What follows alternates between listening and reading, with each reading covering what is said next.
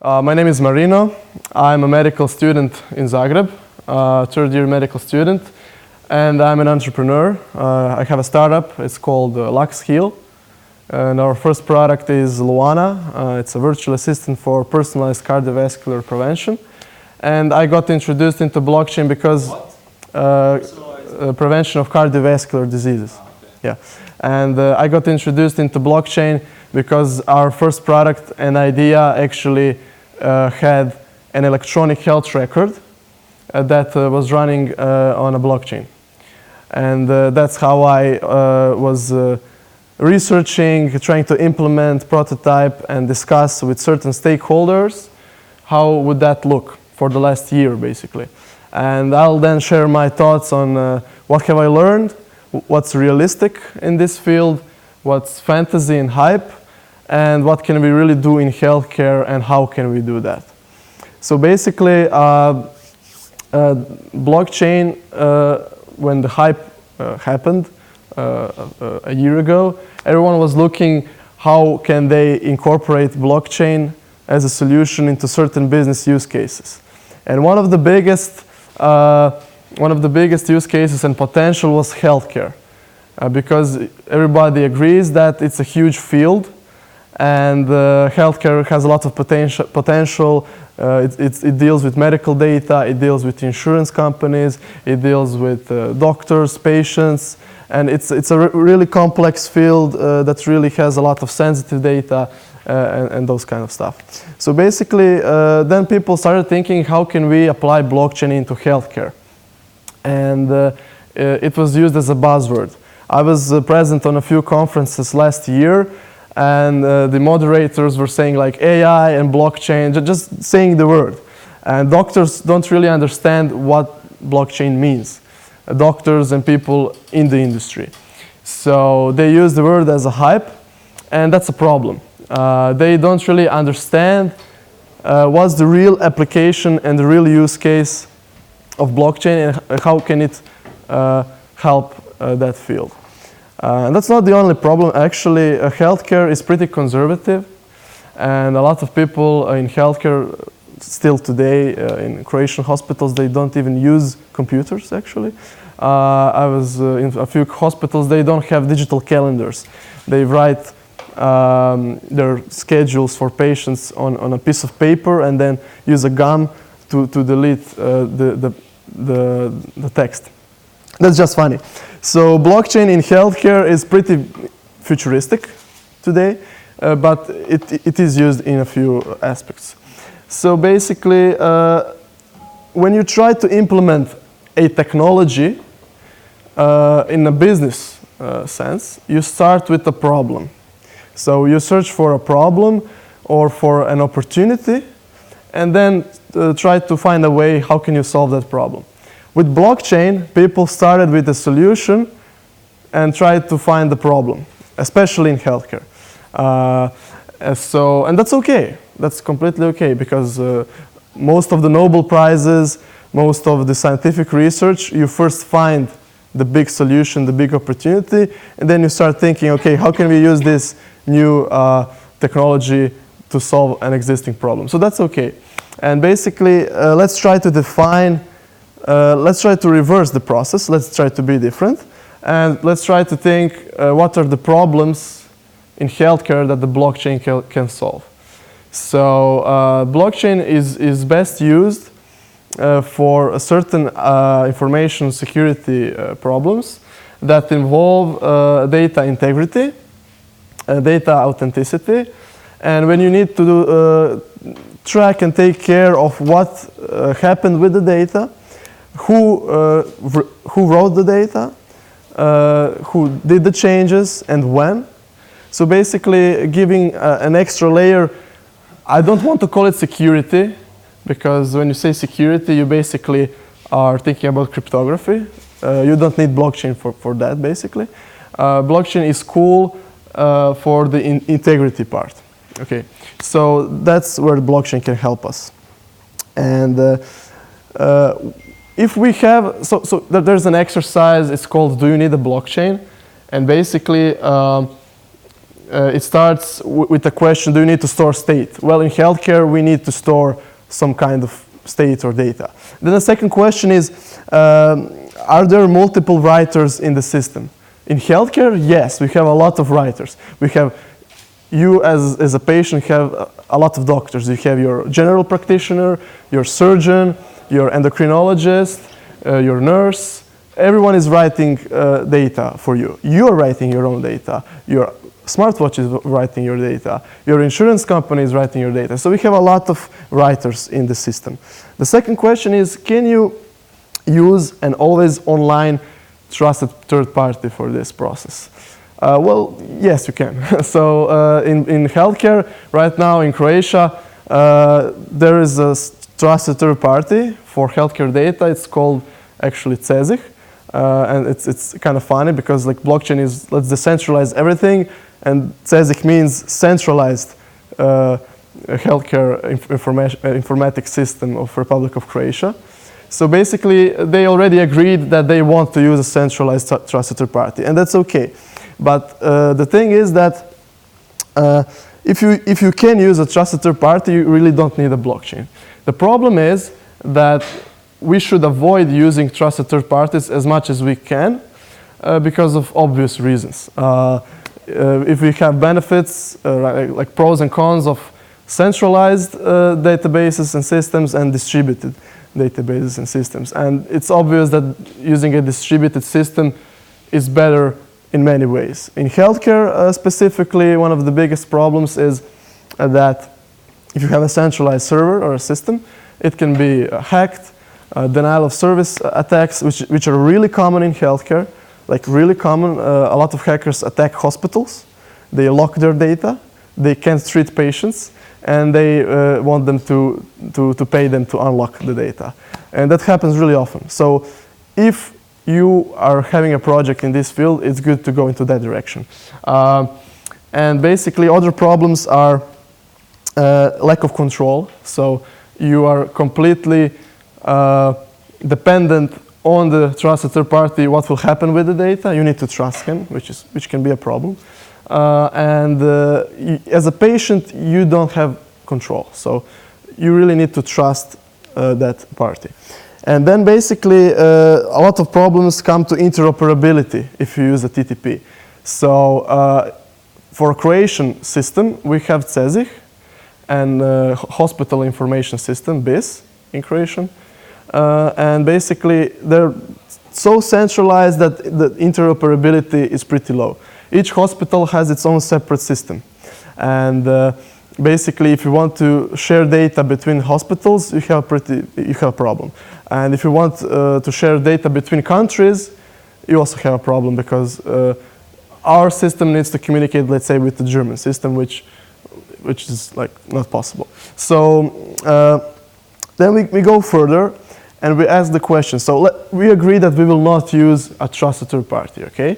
The second thing right now is all these writers known. So in healthcare, we need to know all the writers. So in Bitcoin, it's a public permissionless blockchain. You don't know all the writers. And that's awesome. The blockchain is awesome for that kind of use case, where you don't know all the writers, and then you need a blockchain 100%. In healthcare, you must know all the writers, basically. You need to know who's the doctor. He needs to be identified in the network. The patient needs to be identified. The insurance, everyone needs to be identified. Because you have a huge legal depth behind that, and medical, because you don't want anyone to write your diagnosis. It needs to be a doctor, right? So then the thing is that for healthcare, we will mostly avoid public permissionless blockchains. That gets us to a permissioned blockchain. And then we have two options. Can it be, now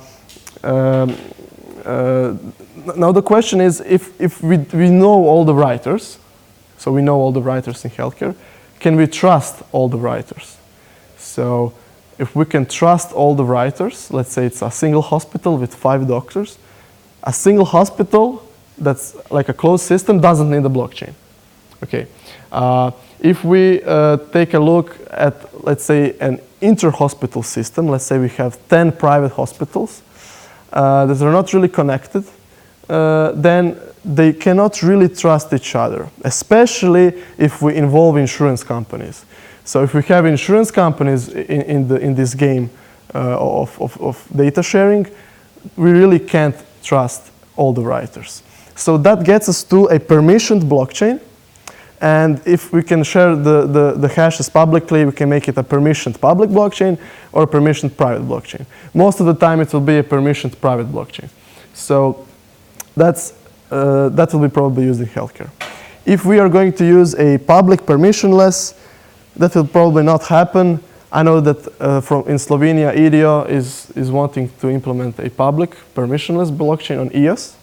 That's fine, although I'm not really sure like how are they going to validate each participants. So basically, we talked about this right now. So I have a question for you guys right now. So that was a quick introduction on like the blockchain, yes or not. Now the question is, do you know where is your medical data? So Tomislav, where is your medical data? On that USB drive, wait, I need to take it. Okay. Really? Okay, cool. Where is your medical data? Okay, so if I ask you where is your medical data, you guys really don't know. You know that like your doctor has something, but not all of it. You know that your other doctor also has something, but not all of it. So you are not the owner of your medical data, and you don't know where it is. And that's a huge problem. So basically, we have a patient. And his goal right now can be to take his data and to show it to another doctor. The process is pretty complicated. So you get to the hospital, and you first need to request your radiologist for the CT scan or RTG scan. That takes some time. You get it on a CD. And CDs are kind of old school. Like you have a CD, you can like break it, you can drop it, or USB or whatever, and that's a problem. Or if he gives you a paper format, that's also a pretty big problem. So even if you get to your medical data, you get it in an old school hardware format. Then the second problem is, okay, so you take your CT scan, you take your diagnosis, anamnesis, whatever, and you travel to a second doctor in a second hospital or a second country. Then you go there and show him the data that you gathered. The doctor takes a look at the data, and he's not really sure if he can trust that data. So you give the data on a paper format. And you could have changed the data. You could have falsified something. Why? Well, there are multiple reasons. Maybe you want to get a specific treatment that you should not get. And you're not only sharing that data with the doctors, you're sharing with your insurance company. You want to get reimbursement for the treatment that you got. So there are a lot of motivations for patients to middle and change the data. So basically, the thing is that transferring the data in a paper or hardware format is a problem. A good medical app to transfer the data could be a great solution. But for that, you don't need a blockchain. So basically, there's a startup in Berlin. It's called Viva Healthcare. They have an app. The app stores your private keys on the phone. You have your medical data on the phone. You encrypt your medical data. And your data is stored on the phone or backed up on a cloud server on Amazon. But you're the only one with the private key, and only you can unlock it. And then you come to your doctor, you unlock your data, and he can read it. But the problem is that data lacks integrity. And that's where blockchain comes into place. So I asked the CEO of that startup. They're pretty successful, actually. I asked them, okay, you enable patients to have their data, cool. They can carry it with them, cool. But what about them lying or changing something? It's too much control for the patient. And she was like, yeah, but I said, what about blockchain? Yeah, we didn't want to use blockchain because it's a bad word. It will give us bad reputation. And as I said in the beginning, healthcare is pretty conservative, and especially talking about blockchain. They don't really want to say, they avoided to use that word basically. And the thing is, I asked her, like, the patient can change the data. What do you do about that? And the answer was, why would they change the data? Well, of course they would change the data if they're talking with insurance companies and things like that.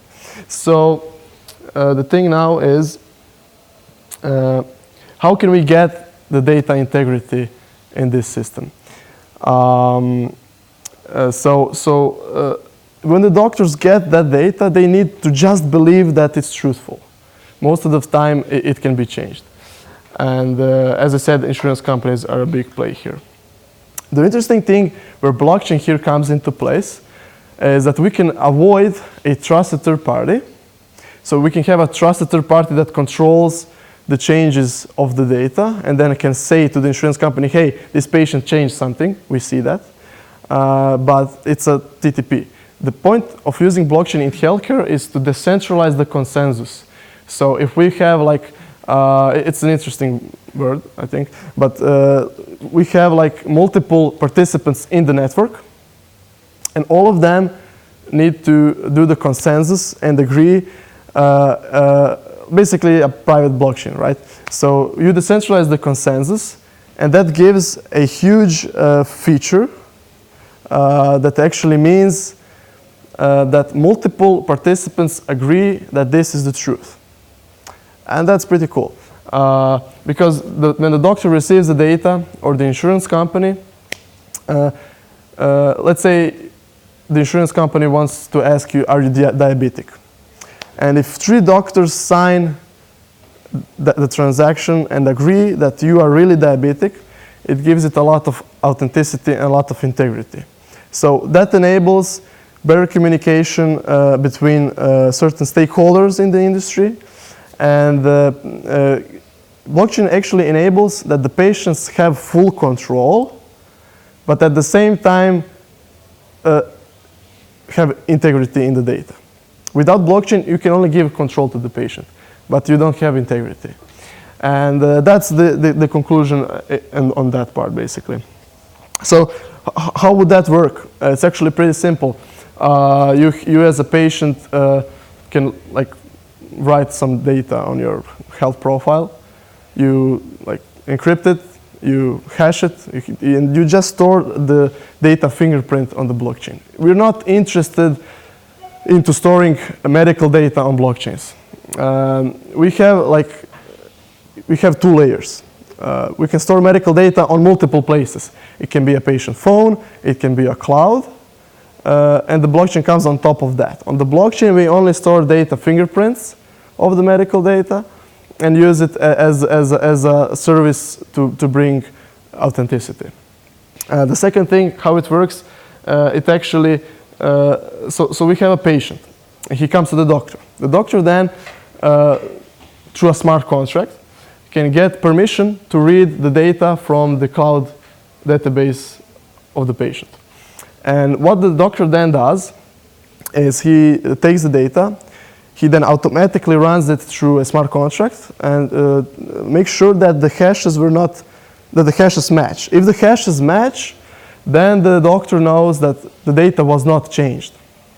And that's really important, especially insurance companies. So the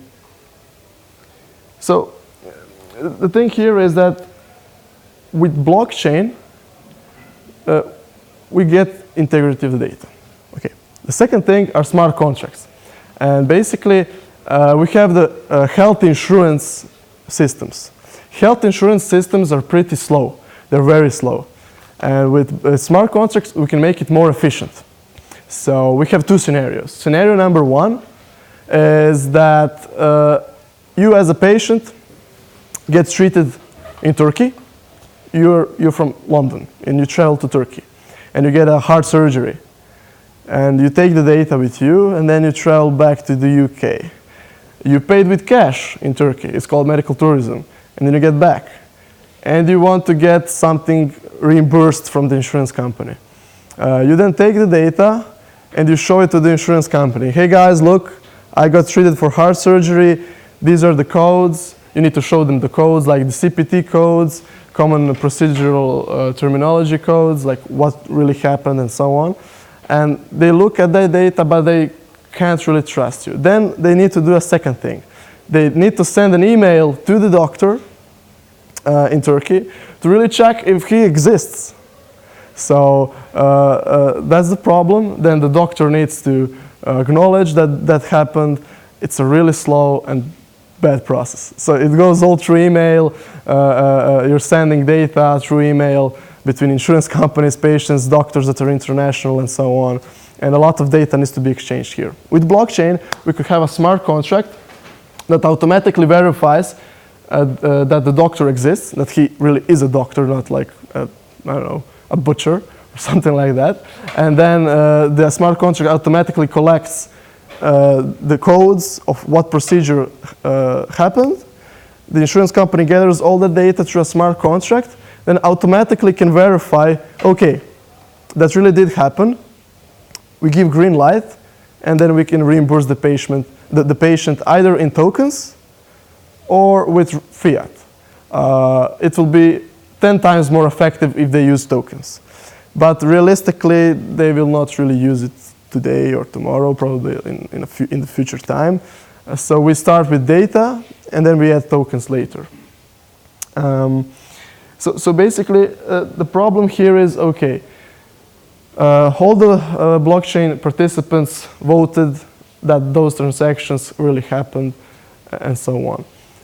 The problem is, it's a physical, we live in a physical world, not in a digital world. So with blockchain, we solve the problem of digital integrity. What if the doctor is lying when he is writing the diagnosis? What if physical persons are lying? And then as an interesting concept comes into play. I was in Berlin in November, and we were like the 10 healthcare blockchain startups that are invited to go there and explore the ecosystem, talk to each other. And there was a guy from Iran, he actually lives in London, and his company has an interesting concept. They actually have a proof of stake mechanism to solve that problem. So they reach out to people that have real world reputation, okay? That's really important. So you talk with insurance companies, you talk with clinics, you talk with quality control institutions. You have like people that inspect if the doctors are doing good work, and they reach out to them and they say, do you guys want to earn money while doing the same thing but more money? They're like, yeah, sure, we want to do that. Then they make them to buy like 15,000 or more tokens. Why? They buy the tokens, then they need to stake them. That's really important, because if you want to involve someone in the system, they need to have a stake in the game. If they don't have the stake in the game, they can do bad things and they don't care. So you want to make those verifiers have stake in the game by staking the tokens, then give them the ability to go and do their work. So they need to do like 1 random check per month or 30 random checks per year. And they randomly come to the hospital. It's a normal thing. They talk with the doctor. They look at the electronic health record if the process is right. If the process is right, they say, okay, this doctor is doing a good job, and that's okay. And that enables real world integrity of the process. So we need to have the real world integrity and the digital blockchain integrity. This proof of stake mechanism that blockchain enables can connect these two worlds in a pretty interesting manner. So that's a cool thing, actually. So yeah, and so blockchains are pretty. They have a big opportunity to create these healthcare data marketplaces. And you can't have a healthcare data marketplace without a blockchain, basically. You could have it, but it's not how it should be done. Because a blockchain enables transactions of digital assets. Your medical data is a huge digital asset that you have. And with blockchain, you can have like on-chain settlements with multiple participants that don't really trust each other and share your data with all of them. It can be researchers. You as a patient can get randomized queries. Like you can get queries that want to ask you, are you diabetic? And if you are, you share your heart rate data with them. But you stay pseudo, like you stay anonymous. So it's like pseudo anonymity healthcare data marketplace. And that's awesome. So, and what I want to say for the end of my rant is that basically everyone is talking about in the enterprise and B2B blockchain solutions. Let's try to integrate with existing companies and let's try to make a deal with them. That's not possible. Why? Airbnb didn't partner with hotels. Uber didn't partner with taxi companies.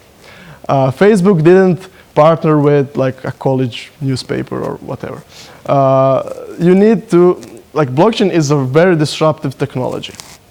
And partnering with existing stakeholders will just not work.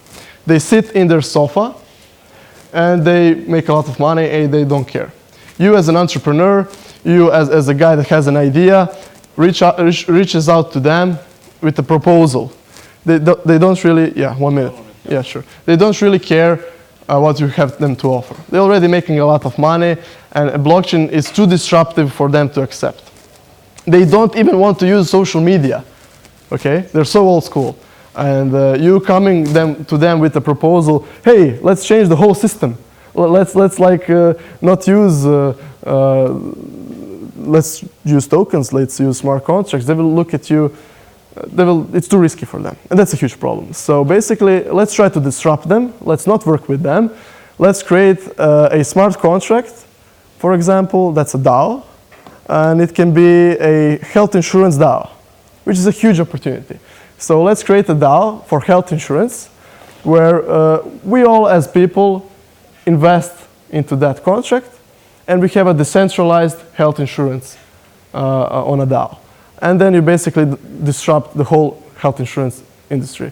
And that's a huge thing. It's bigger than like banks and stuff. So it's a huge opportunity there.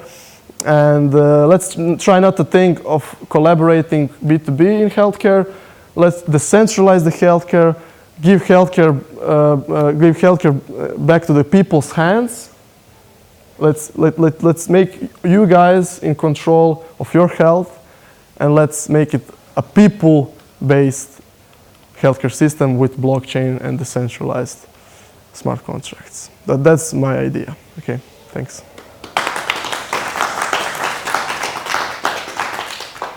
Yeah, any questions? Yeah. We have one question only. One. Yeah. Let's make it 2, okay? Oh, past time, but Okay. okay. Okay, let's make it 3 then. Sorry. Yeah. You already mentioned a problem about the interoperability. Yeah. That's the huge hot potato in healthcare elsewhere in the world, not only in the trade show Yeah. in near Europe. If you suggest someone from healthcare to implement a blockchain as a change data format or storing the data or any kind of implementation, how could you explain the difference if they're already using the FHIR? Yeah, so basically it's a protocol for standard, right? Yeah, so basically blockchain doesn't solve interoperability. It doesn't solve that. It solves the integrity of the data. My idea was it solves interoperability indirectly. So by giving control to the patient, you make him the only movable figure in the system, because right now you have hospitals, they're all fixed in the system, they don't move. The patient is the guy who moves. The patient is interoperating. If you make the patient control his data and carry it with him, then you make the system more interoperable by using blockchain. So let's use blockchain to give data to the patient, and then he will be the one who will be carrying the data with him. We don't need to communicate with him. When you give data to the patient, Yeah. you can cache it, Yeah. store to some database, Yeah. and then anyone can check if Yeah. they have credentials to log into the Yeah. database. They can check the hash and say, okay, this data is Yeah. They don't need a blockchain for this. Okay. And the company store the cash for validity. They can sell it to insurance companies also. Yeah, yeah. It's a win-win for them. Yeah, so as I said, if you have a trusted third party, that's a trusted third party. For That's, example, your friends from Berlin, they can just expand their offering with some kind of database, and they can sell it to insurance companies. yeah, as I said, That's the way they solve the. it's a yeah, you don't need blockchain, but you have a trusted third party, and that's a problem. Trust the third party just for hashes. Yeah, I know. You could also make Bitcoin. Bitcoin. You could also make Bitcoin without blockchain and have a trusted third party only for hashes. So yeah, to keep a ledger of all transactions. So yeah, like the point is to decentralize the consensus, not to use a TTP, but to make everything owned by everyone. You can do the same thing for digital cash. Have a TTP that only stores the ledger and the hashes. So yeah, it's the same thing, but I get you completely, I agree with you. In healthcare, it's easier to go with that way because you don't need... Yeah, just from user perspective. It's easier to do it like that. I agree with you, yeah. It's a good way to go. Okay, thank you very much. Yeah.